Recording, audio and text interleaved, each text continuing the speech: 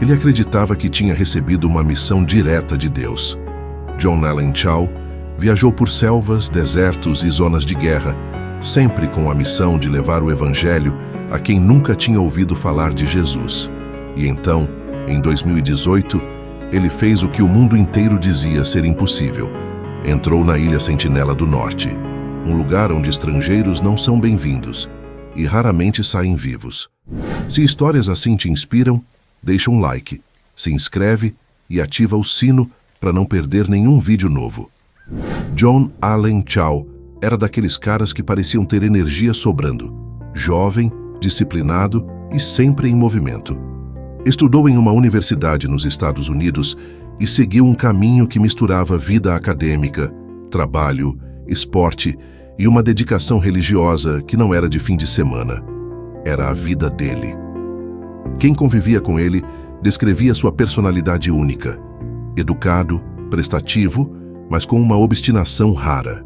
John tinha facilidade de conversar com pessoas diferentes, gostava de aprender idiomas e valorizava uma habilidade que para ele era tão importante quanto qualquer diploma: a capacidade de se conectar com gente de culturas muito distantes. Só que havia algo que amarrava tudo isso: sua convicção missionária. Para John, evangelizar não era um hobby nem um projeto pessoal. Era missão. Era chamado. Um tipo de tarefa que, na cabeça dele, não se discute, se obedece. E quanto mais amadurecia, mais essa missão tomava espaço. A vida dele se organizava em torno de uma pergunta simples e perigosa: e se existirem pessoas que nunca ouviram falar de Jesus e eu puder chegar até elas? Na época da faculdade, John encontrou um jeito prático de viver essa mistura de disciplina e influência. Ele virou treinador. O ambiente de treino tinha tudo o que ele entendia bem e o desafiava diariamente. Repetição, foco, metas claras, dor controlada, superação. E principalmente, gente, pessoas com insegurança, ansiedade, medo de fracassar, medo de não ser suficiente. Como treinador, ele não era só o cara que gritava "tenta de novo", né, do lado de fora. Ele lia o cansaço e a vontade de desistir. Ele achava o ponto certo entre firmeza e cuidado. Incentivava, corrigia a postura, fazia planos, anotava a evolução. Um líder, no sentido mais direto da palavra. Em 2013, John foi para a África do Sul. E não foi como turista. Foi com propósito, buscando viver na prática aquilo em que dizia crer. Quando alguém acredita que foi chamado para algo grande, o que mais aparece é teste. E o teste não vem com aviso. Ele vem com oportunidades que parecem boas e perigos que parecem pequenos. Sair do ambiente protegido e entrar em lugares onde a realidade é mais crua muda qualquer pessoa. Pobreza mais visível, violência mais comum, instabilidade mais presente. E a sensação de que o mundo não gira do mesmo jeito em todos os lugares. John se envolveu com comunidades locais, conheceu missionários mais experientes, aprendeu com erros e ouviu histórias que não cabem em um simples post. Ali ele começou a entender algo duro: boas intenções não bastam, e fé sem preparo pode virar imprudência. Nas expedições que fez, a ideia de missão deixou de ser abstrata e ficou concreta.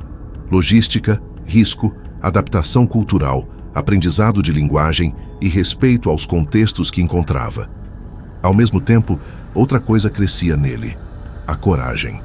Em 2014, John foi para o Kurdistão iraquiano, uma região marcada por conflitos, tensões políticas e riscos reais para qualquer estrangeiro. A diferença entre a África do Sul e o Kurdistão era o peso no ar, a ameaça constante. Não era só dificuldade, era um perigo muito mais direto. E ainda assim ele foi. O que John procurava nesses lugares não era aventura, era confirmação. Cada viagem parecia dizer para ele: você consegue ir onde a maioria não vai. Isso soava para ele como um possível sinal de Deus. Ali ele teve contato com histórias de perseguição, de gente que perdeu casa, família e futuro, mas ainda segurava algum tipo de esperança. John se enxergava nessa narrativa, alguém que atravessa o medo para entregar uma mensagem. Ele crescia como missionário, mas algumas subidas antecedem uma queda. E a queda de John tinha nome e coordenadas: Ilha Sentinela do Norte. Antes de contar como foram os dias dele nessa ilha, é preciso entender a raiz. John não queria apenas visitar um lugar exótico. Ele acreditava que cumprir a missão cristã era uma ordem direta de Deus em sua vida. Para ele, a ideia de levar a mensagem de Jesus a toda criatura era mais que um desejo. Era obediência a um mandamento bíblico, como o famoso "Ide por todo o mundo e pregai o Evangelho a toda criatura", de Marcos 16:15. E foi com essa lente que ele olhou para os sentinelenses, um povo isolado, protegido por leis indianas, famoso por rejeitar qualquer contato externo. Para o mundo, aquilo era um limite claro. Para John, era um campo de pregação. Em 16 de outubro de 2018, ele chega a Port Blair e se instala na região, iniciando quase um mês de preparação intensa. Até o dia 14 de novembro de 2018, ele estuda rotas, observa a região, ora, escreve, organiza equipamentos e pensa em como se aproximar dos sentineleses sem provocar um ataque imediato. Nesse dia 14, ele finalmente contrata pescadores locais e combina o plano detalhado de aproximação à ilha. Na noite do dia 15, o barco parte sob cobertura da escuridão. O mar não parecia tão ameaçador quanto o que o esperava na orla. Seu objetivo declarado era se enturmar com eles, aprender melhor o idioma e, um dia, traduzir a Bíblia para a língua sentinelesa, algo inédito e arriscado. Naquela madrugada, o ar parecia carregado de presságio. John revisava mentalmente o que faria. Gestos, postura, distância, sinais. Aproximar-se discretamente, tentar contato sem hostilidade, oferecer presentes, mostrar que não era inimigo. A primeira aproximação foi tensa e rápida, quase um choque de mundos. O barco cortava a água com cuidado. De longe a ilha parecia um pedaço de natureza intocada, bonita até. Mas a beleza ali era hostil e armada até os dentes, literalmente. John tenta se aproximar, demonstrar paz, carrega presentes, ensaia frases e sinais. E então, os sentineleses aparecem. Eles surgem com arcos e lanças, com uma mensagem clara no corpo, mesmo sem palavras. Vá embora. Relatos indicam que houve hostilidade. Flechas foram disparadas e uma delas acertou a Bíblia de John. Ele teve que recuar às pressas. Para a maioria, ali seria o fim da tentativa. Mas na lógica de John, recuar não era desistir. Era ajustar a abordagem. No dia 16, os pescadores estavam mais nervosos. Não era apenas medo. Eles sabiam o histórico daquele povo com invasores e entendiam também o risco legal de ajudar alguém a entrar numa área tão protegida. John, porém, parecia tomado por uma serenidade estranha. Não de quem ignora o perigo, mas de quem o aceita como parte do caminho. Em muitas histórias, há um ponto em que o protagonista, em vez de fugir do risco, caminha em direção a ele como se fosse ao encontro do próprio destino. Esse era John. Pelo que se reconstrói dos relatos, a comunicação foi praticamente impossível nessa segunda tentativa.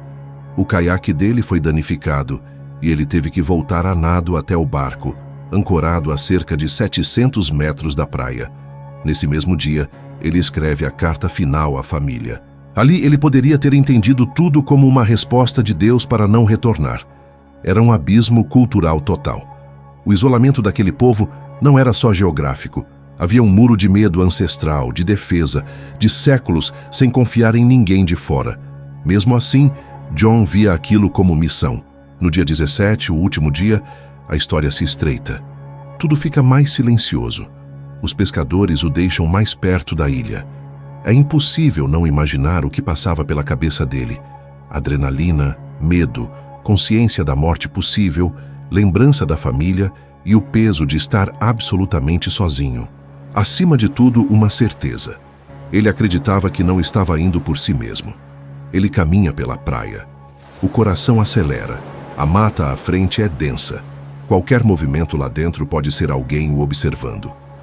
John tenta falar, levanta as mãos, mostra que está desarmado. Então, o inevitável acontece. O encontro final não tem heroísmo de cinema. Tem choque, medo, violência, incompreensão total. Depois, o mundo saberia. John não voltaria mais. Para entender o que aquilo significava na mente dele, é preciso voltar à lente bíblica que carregava, especialmente a visão de Apocalipse 7, 9, 10. Depois destas coisas vi, e eis grande multidão que ninguém podia enumerar, de todas as nações, tribos, povos e línguas. Na cabeça de John, essas tribos incluíam também os sentineleses. E se incluíam, então alguém tinha que ir até eles. Para ele, ficar de fora não era opção aceitável. Os pescadores relatam que viram a tribo enterrando o corpo de Chao na praia. Quando a notícia chegou, a tragédia se espalhou pelo mundo. Mas o impacto real caiu primeiro sobre a família. O que chama a atenção é a postura coerente com a fé que John dizia seguir, mesmo em meio à dor. Em vez de buscar vingança contra os sentineleses, eles pediram que as pessoas não tivessem raiva deles e solicitaram às autoridades que não fizessem nada contra o povo da ilha. Houve também repercussão envolvendo pescadores locais que ajudaram na aproximação e acabaram sendo investigados e presos. A família demonstrou compaixão, pedindo que esses homens não fossem tratados como grandes criminosos, mas como pessoas apanhadas numa situação maior do que elas. O ponto central desse posicionamento cristão é difícil de aceitar para muita gente, mas é simples. Não responder com ódio e vingança. Entender que os sentineleses defenderam seu território como sempre fizeram, dentro da lógica de sobrevivência deles. Essa postura não apaga a dor, mas tenta impedir que a dor vire rancor permanente. Quando se olha para trás, tudo parece mais óbvio e fácil de julgar à distância, sem risco. Sim, John pode ter sido imprudente. Colocou-se em risco, claro. Ignorou alertas e forçou um contato com um povo protegido justamente para não ter contato. Mas também existe o outro lado, o que só faz sentido dentro da fé que ele carregava e da convicção de obedecer a Deus, custe o que custar. Talvez ele não fosse louco, talvez fosse raro. O tipo de pessoa que realmente acredita no que diz e, por acreditar, faz o que a maioria só comenta. A verdade é que John Chao não morreu por dinheiro, fama ou adrenalina. Morreu por uma convicção, a de que obedecia a um chamado de Deus. E aí, o que você achou dessa história? Para você, ele foi um mártir corajoso ou um jovem obstinado que confundiu fé com desafio? Deixa nos comentários o seu entendimento sobre esse fato. Curta, se inscreva no canal e compartilhe uma história com a gente. Ela pode virar vídeo no futuro. Obrigado por assistir. No próximo vídeo, uma história ainda mais interessante te espera.